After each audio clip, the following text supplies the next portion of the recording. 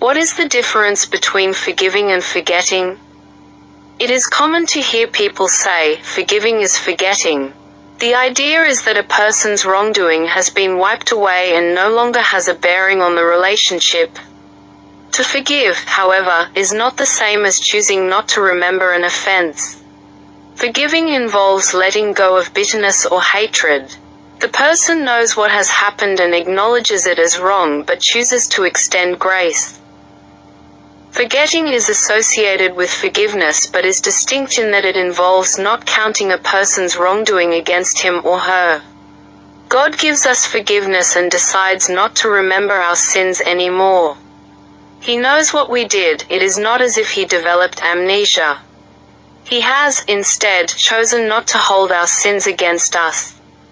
As the Bible tells us, I will forgive their wickedness and will remember their sins no more. Hebrews chapter 8 verse 12, NIV. Also see Jeremiah chapter 31 verse 34. In considering the difference between these two ACTS, though, we do not want to downplay the evident biblical closeness between forgiving and forgetting.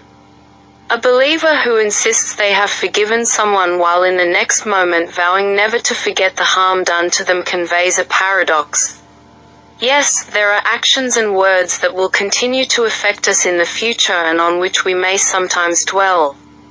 It is not as if the hurt will be wiped from our memory. Neither does this mean we should ignore or overlook abuse or remain in a dangerous situation. However, if we are unable to lay aside an offense after extending grace, then a remnant of unforgiveness may still be nestled in our hearts.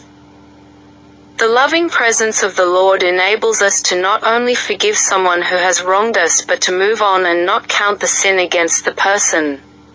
God does not deal with us as our sins deserve. Psalm chapter 103 verse 10. As imitators of Him, we should strive to do the same by the power of the Spirit.